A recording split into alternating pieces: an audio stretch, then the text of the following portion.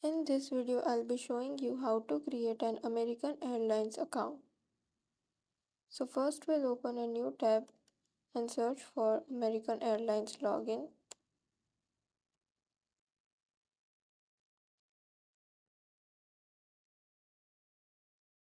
We'll click on this first website. Now if we don't have an account, we'll click on join now. Here we are asked to enter our personal information.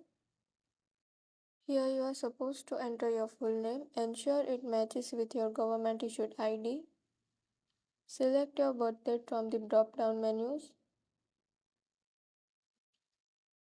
Choose the gender as listed on your ID. Here you are supposed to add your address, whether it's home or business. Select your country, enter your address, select your city and state, and also enter the postal code. Next, you are required to enter a valid email address and confirm it. And then you are required to input your primary phone number, including the country code. You can click on this checkbox to receive emails from this website.